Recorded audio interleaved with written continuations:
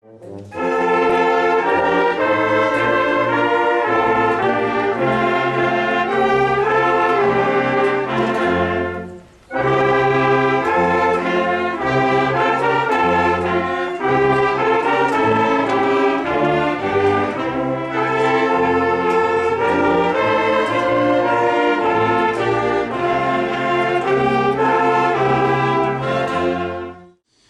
devez respecter les droits de l'opposition et assurer l'instauration d'un dialogue effectif avec toutes les tendances politiques.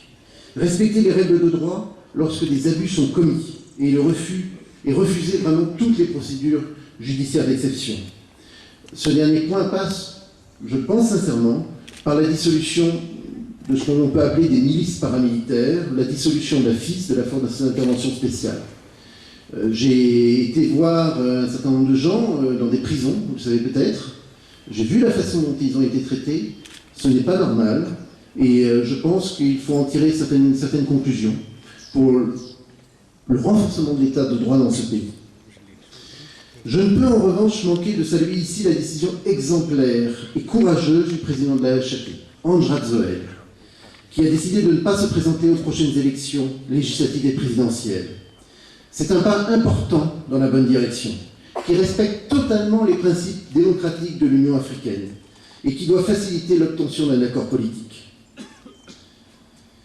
Ma demande, si elle s'adressait d'abord aux membres de la transition, elle s'adresse aussi aux responsables de l'opposition, en particulier ceux qui se réclament des 3 anciens chefs d'État. Même si je sais que tous les enfants n'ont pas eu l'autorisation de leur père de venir aujourd'hui.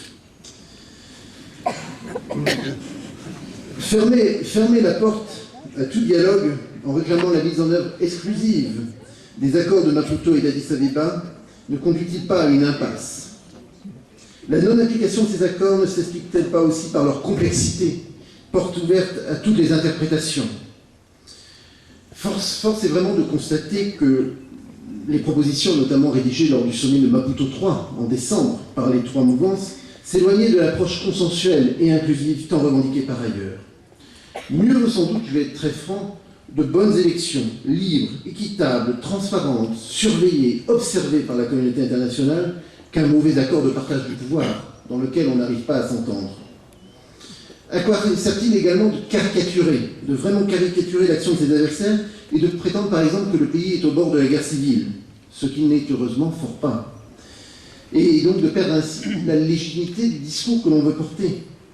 Les partisans de la légalité, et je sais qu'il y en a ici aujourd'hui que j'ai personnellement invité et qui sont des amis, les partisans de la légalité, dont je respecte les convictions, ils le savent, ils se doivent d'agir dans la légalité. L'important n'est-il pas aujourd'hui, avant tout, d'œuvrer pour la paix et la stabilité démocratique à Madagascar? Ne convient-il pas de donner une chance à la récente initiative que se propose de poursuivre dans son ensemble la société civile? Il ne faut vraiment négliger aucune voie démocratique. Alors je souhaite maintenant, c'est presque un devoir obligé, vous dire un mot sur la position de la France, maintes fois déformée et dénigrée. Comme je l'ai déjà dit et répété à plusieurs reprises, la position de mon pays sur la crise malgache est claire, transparente. Elle n'est guidée par aucun agenda caché, aucune intention d'appuyer les positions de tel ou tel groupe.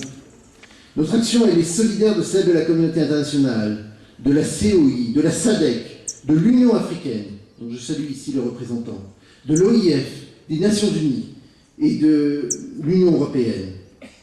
Certes, de par notre histoire partagée, de par notre proximité géographique, de par nos liens humains, dont vous êtes la preuve vivante ici, tous aujourd'hui, de par nos liens humains, culturels et sociaux, nous avons une connaissance particulière de Madagascar. Nous nous efforçons de mettre celle-ci au service d'une résolution de crise durable, acceptable et acceptée par tous. Nous souhaitons l'établissement à Madagascar d'un ordre constitutionnel, démocratique, stable, dans lequel tous les citoyens malgaches puissent effectivement se reconnaître, qui permette un développement économique équitable et durable pour tout le monde. Toute notre action diplomatique, tout ce pourquoi je suis moi mandaté, ce que je défends de tout mon cœur, avec toute ma passion, elle s'est engagée au service de ce seul objectif. Sinon, je ne serais pas là. Ce n'est pas toujours facile, et je sais que certaines de nos initiatives comme celle de relancer une dernière fois avec nos amis sud-africains et le médiateur Joachim Chissano les négociations en Afrique du Sud, à Pretoria, au mois de mai dernier, ont pu être mal interprétées. Nous avons tenté à Pretoria de trouver une solution autour de quelques principes, comme celui du refus de l'impunité, à travers la mise en place effective d'une commission d'enquête internationale sur les événements du 7 février, ou encore l'établissement d'un gouvernement consensuel pour la conduite des élections. Cette initiative, elle n'a pas réussi, soyons clairs, Pretoria n'a pas réussi, mais on ne peut pas nous reprocher tout et son contraire. On ne peut pas nous reprocher d'être là, les bras ballants, sans rien faire, ou à l'opposé, d'essayer de faire quelque chose. On nous reproche soit l'un, soit l'autre, mais pas tout à la fois. Je pense qu'on pourra tirer des enseignements de cette expérience, de ce revers, qui permettront aussi, je l'espère de tous mes voeux, l'émergence d'autres solutions. En cette année du 50e anniversaire de Madagascar, de l'indépendance malgache, le peuple malgache a plus que jamais besoin de démocratie, d'unité, de pardon mutuel, de justice et de réconciliation, d'espoir et de vision d'avenir. Ne regardons pas toujours vers le passé. Voyons ce que peut devenir Madagascar. Voyez ce que peut devenir Madagascar dans quelques années. La poursuite de l'aide publique au développement de la France vise à être aux côtés du peuple malgache dans ces moments difficiles, comme nous l'avons été aussi dans les moments les plus faciles. Je rappelle aussi que nous avons arrêté toute aide budgétaire à l'État malgache.